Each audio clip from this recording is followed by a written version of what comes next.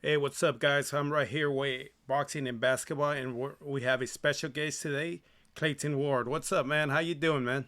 How's it going? How's it going? Just getting ready. Easy Sunday today. That is a beautiful Sunday, man. Houston could be tricky, man. It was damn. It could be snowing tomorrow. How's the weather right now over there? Right now it feel like about 80 degrees. Oh, Yeah, man. It's hot right now. is it humid too?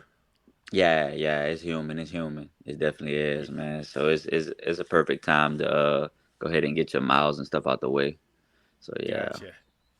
Yeah, San Diego's not too bad. Just like really cloudy, 75, 73, but just Oh, cloudy day today.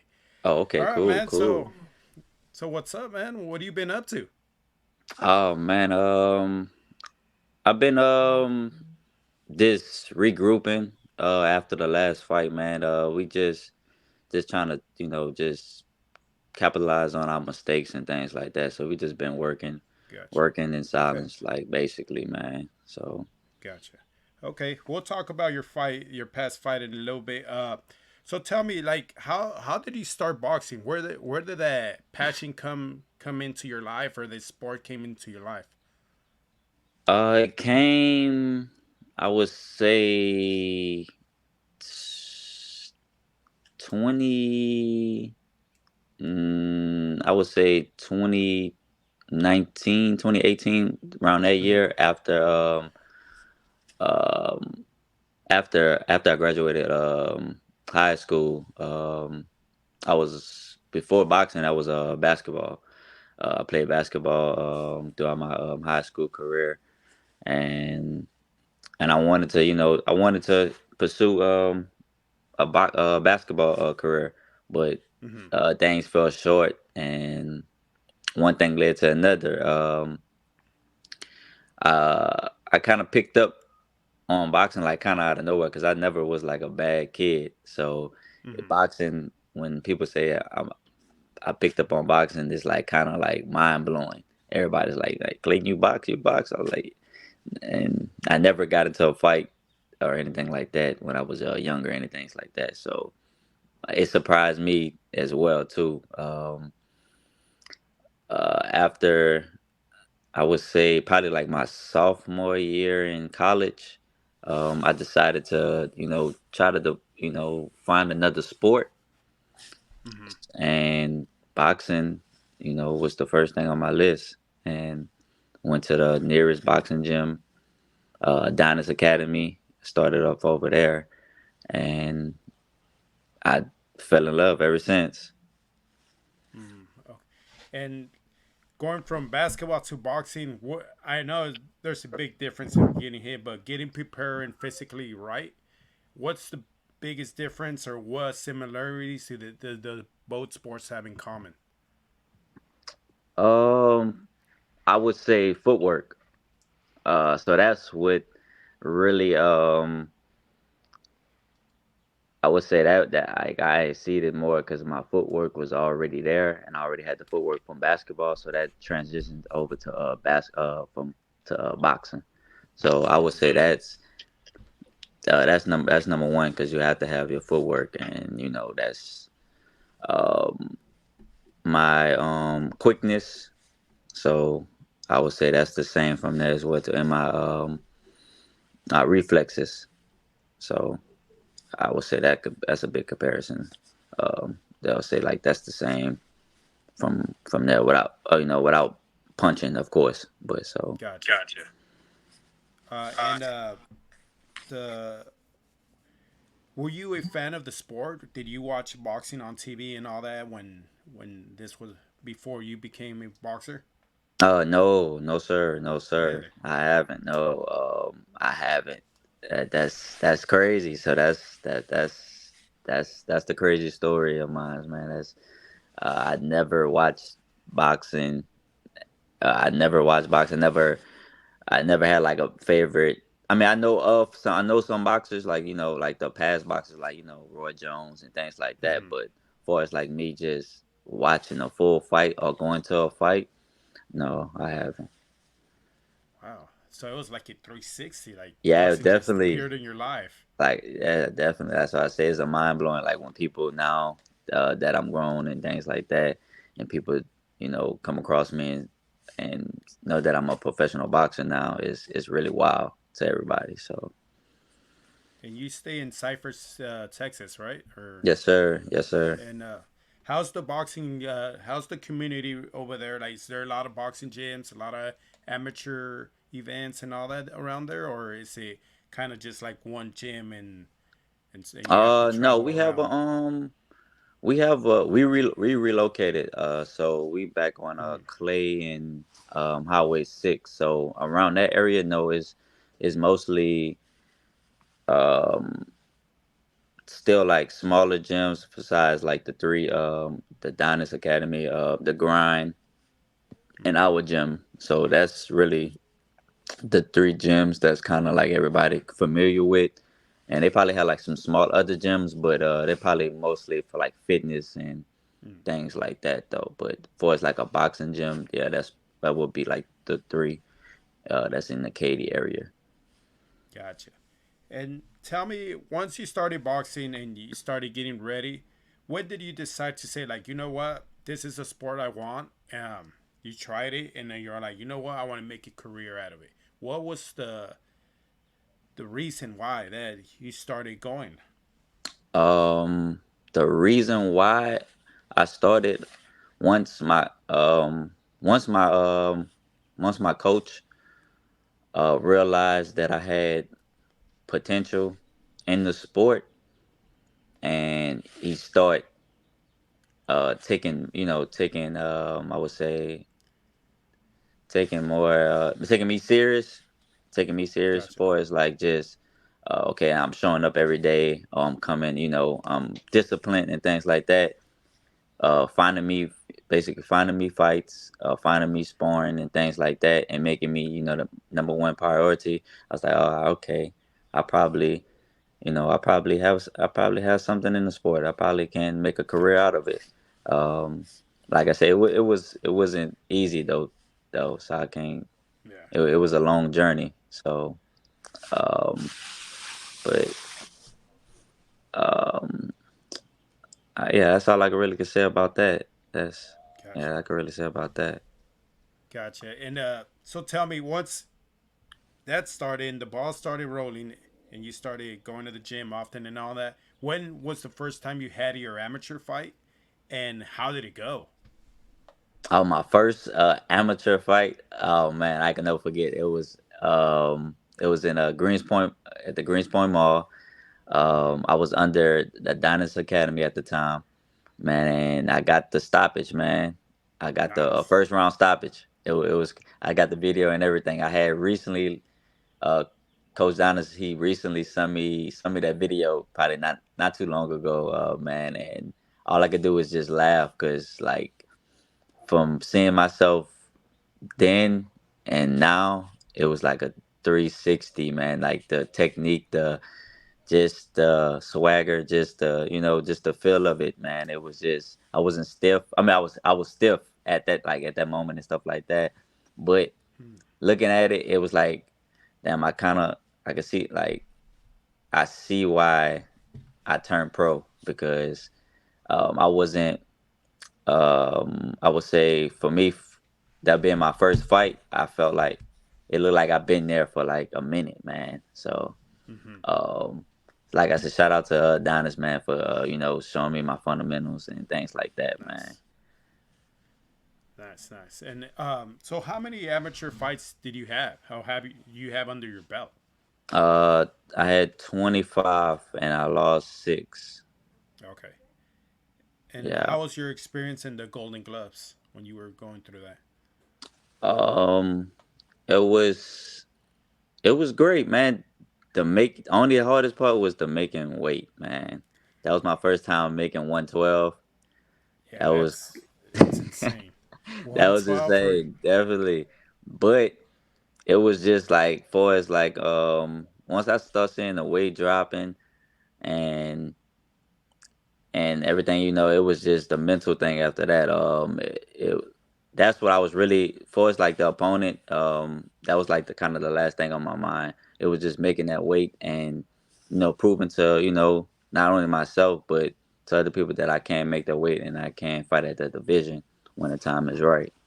Mm-hmm. For a purpose like so, making that weight was just not only okay. I can make 112, but it was for it was for a reason. It was for that's just everybody wants to win a state Golden Glove. Yeah, Um, so I was like, man, I just owned up to it and just was working and dropping the weight and we we made it, we won, and we advanced, man. And nice. now that's something I accomplished in my career that nobody can take that away from me. And Yeah, that's I pep huge.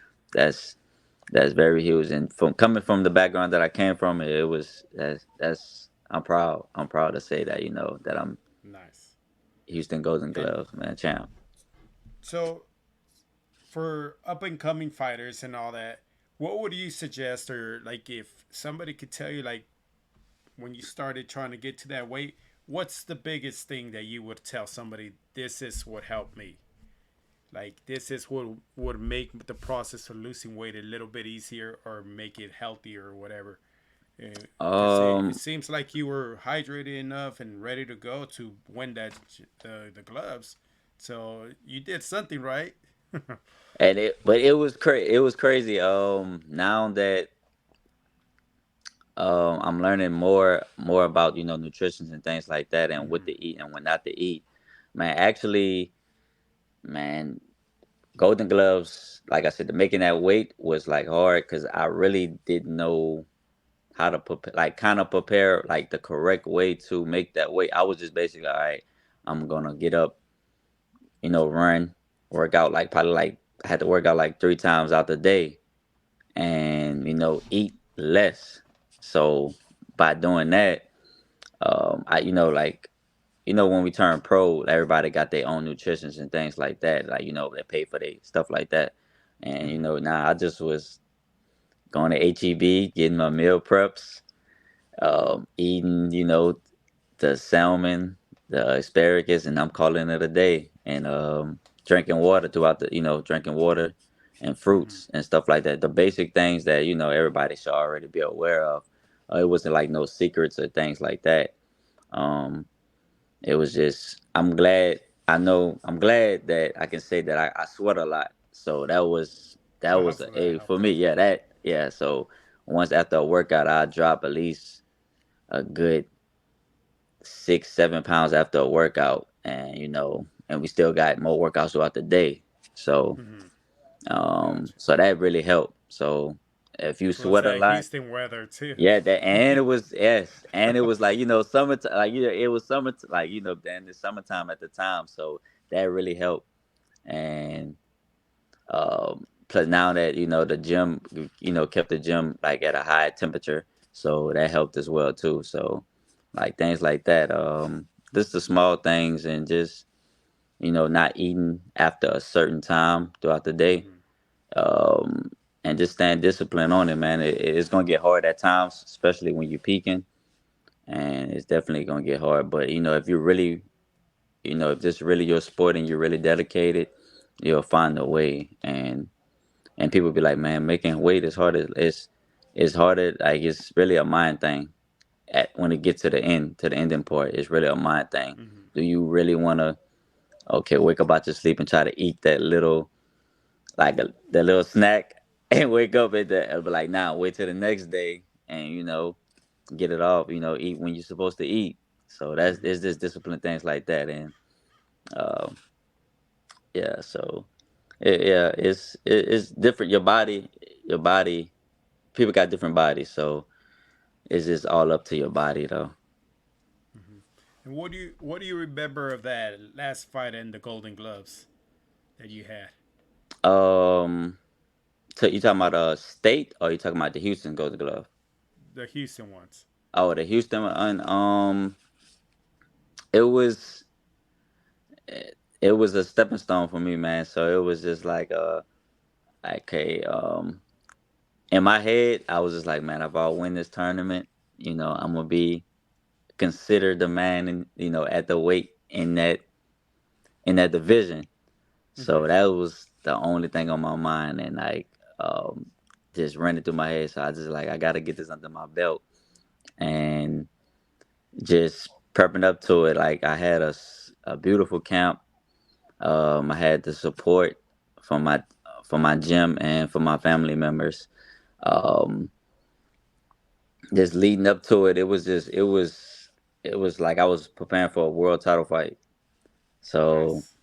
it was definitely a time to remember, and I will always remember that because the not only making the team and just the people that was there supporting and just it was great. It was great, man. Nice. It was great. That's awesome. A great accomplishment and congratulations. Nah, thank you. And and because a lot of people don't understand how rough it is. Me, even just trying to go to the gym and the boxing gym, I see the guys work out, and I'm like, God, you guys, it. You got to be real mentally strong and so much respect for every fighter that goes in the ring. I see it. I try it. I'm like, whoa, this is crazy. It's just like you can't get that McDonald's or that. You You can't eat can't, none of that crap. And I'm you like, can't, whoa. man. You can't. And I'm glad, like I was always an athlete, from the start. So it was Mm-hmm. like kind of like I was always standing, like I probably had my cheat days, but it was mostly like healthy. I had a Gotcha. healthy lifestyle. That's good, man. All right. So now that you're in the sport, are you watching boxing more? Yes, yes, man. Yes, I am. I am. I'm actually watching like undercards. I'm Mm-hmm. getting familiar with the side of the boxing business, more as far as Gotcha. just like just us being in the ring. But I'm Yeah. getting aware of the like the whole boxing business, the business side and the fighting side. Mm-hmm. So, what did you think of last year's year of boxing with the big fights that happened, the Ryan Tank and all the big fights, especially the Crawford Spence? I What were was your thoughts of pleased, last year? man. I was pleased. I'm a big Tank fan. I'm a big Earl Spence fan. Um, So when those fights was made, man, I was a kid at the candy shop, man. I was definitely pleased on um, them like just seeing the camp, they all access and Mm-hmm. just getting that feeling, just watching it and I watched it like almost over 10 times already. So like, and I Yeah. just planning like one day I get to that stage in my life, in my career, and things like that, I already know it's gonna be a tough road. So, just seeing their fights, man, just motivating me more, and what I got to do in my career, and um, how I got to go about my career, and how I got to handle myself as far as like that I'm a professional now. So, Gotcha. Nice, nice. And so once your amateur career, when did you decide, like, say, you know what, like you and your team decide, like, let's go pro. after my last, after state, Mm-hmm. after state, um, we made a decision that that it was time for us to turn pro. Like we already proved that I can handle the top guys. That was the amateurs. I had a lot of fights. I was proud that the fights that I was given and willing to share the ring with the guys that I fought in the amateurs. That prepared me for to the pros and basically giving me the chance, the opportunity to see if this sport is the right sport for me. Right. Um, like yeah, going to like the nationals uh multiple times and just getting the experience and things like that, win or lose. Um, that didn't matter to me. It was just basically seeing where I was at and just getting me prepared for the pro world. So Gotcha. And so tell us a little bit about your fight.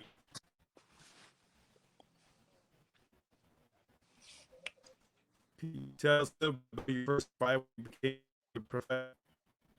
I think the internet right now is It's not working. kind of You said. froze. Yeah, How about now? yeah, it's still a little froze. Okay, give me one second. Let's see. All right, cool. Also, so tell me about your first professional fight and tell me the whole experience of all that. Oh man, now that was that one was amazing. Lead I wasn't the thing people kept the main question was, is was you gonna be nervous? But nah, I wasn't, man. I was ready to, embrace the my first step into my first professional career. Um, Not only that it wasn't gonna be in states, it was in Colombia, and Yeah, I that was saw my that you had first to time. travel. Yes, that was my first time going out the country, and that was amazing. Um, it was getting there, like I didn't know what to expect. I didn't know what to expect. As I was going there by myself, without my coach, without my trainer, like when nobody from my team, it was just me and a group of other guys that came out there with us. So basically, it was like a little team that we had going out there. Um, I didn't speak. No, I didn't know how to speak Spanish, so it was harder to to kind of enjoy myself even more. But I wasn't going out there, for a vacation. I was going out to Yeah. handle business, and so that didn't phase me too much. Um, the food was great. The people was that we was around when we got out there, and was great and awesome, man. So um, it was like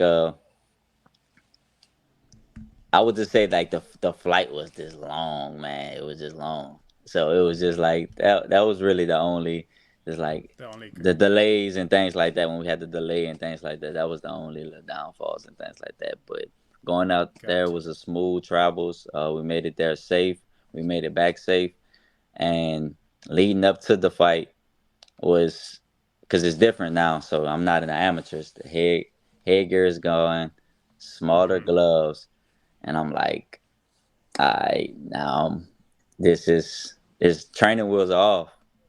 So the Yeah. training wheels are off, man. So it's go time now, man. This is it. This is the big league. This is what you've been working for. This is what you've been sweating, tears, and everything else from it. This is how you're gonna feed your family. So that's all I was just thinking about. Just keeping my head clear. Um, Mm-hmm. and then next thing you know, after the weigh-ins went great. The stare down, that's like my favorite part because I always watch the other, my favorite fighters and things like that do, go through their stare downs and things like that.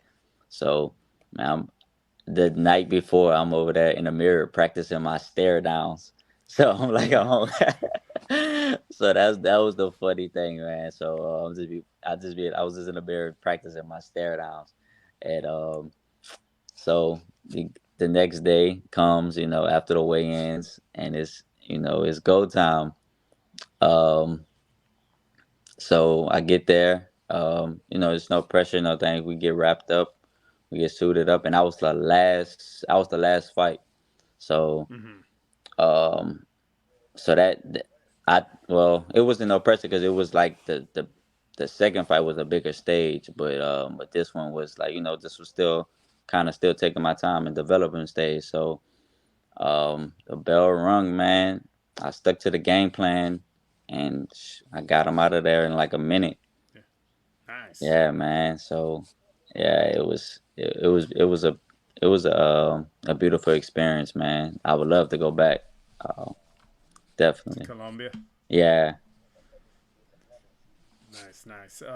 So then after that fight, you ended up fighting in the Jake Paul in the August fight.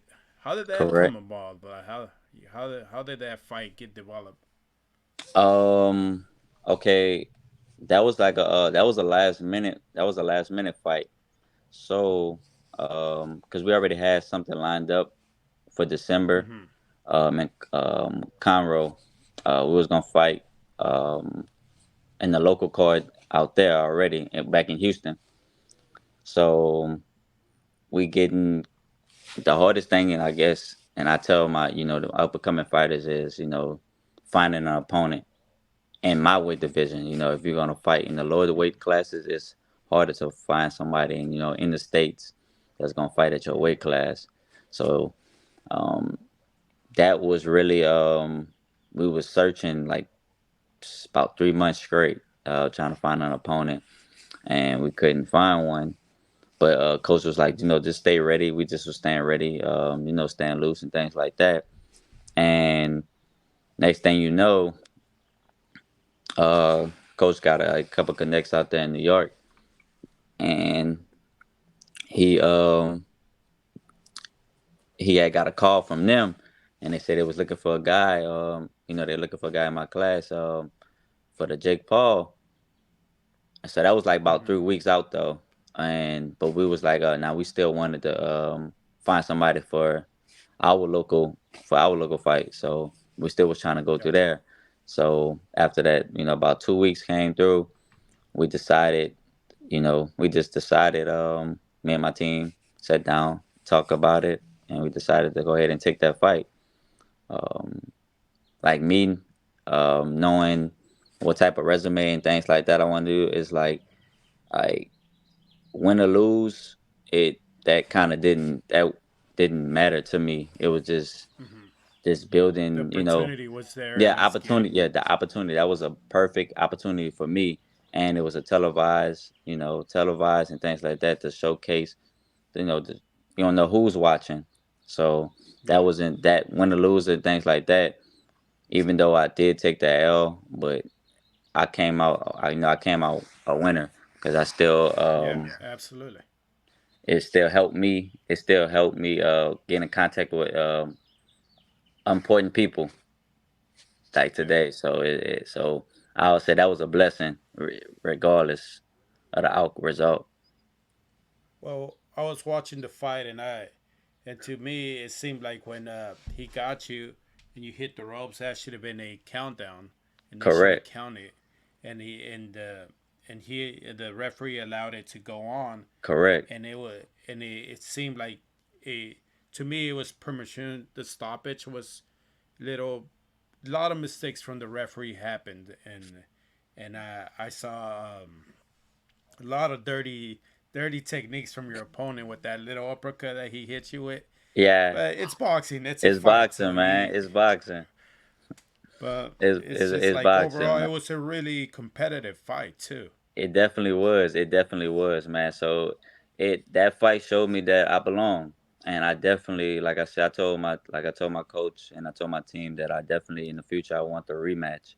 And on when it makes sense for him, because right now it's not gonna make no sense for him right now. So Hmm. like I said, I definitely want the rematch. And I'll definitely be more than ready. Experience, it does play a big part in that. Like in in boxing, when people say experience don't matter, it does matter. No, So of course. there's no excuses and things like that. That fight that fight had a lot of questionable marks in it. But hey, Hmm. man, we here today. We came out healthy. I lived to fight another day, and Hmm. I'll definitely be ready for in the rematch. And you gained a lot of experience in a big venue like that, and it's good. It's just a stepping stone, learning process, and all that. So now after the fight, you're back at the gym. What's up? What do you have planned, or when are you trying to get back in the ring? I'm trying to get back in as soon as possible. As soon as possible.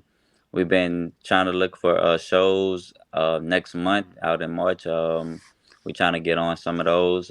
Like I said, it's just the opponent that finding an opponent. That's just the tough part. That's in my division.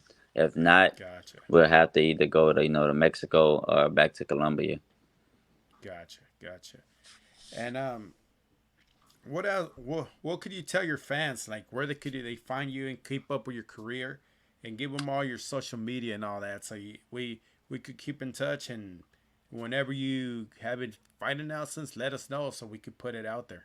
Nah, thank you, thank you. You could find me in Burbillions underscore junkie on all platforms. Twitter is White Boy Junior. Um, and yeah, that's the only two I use is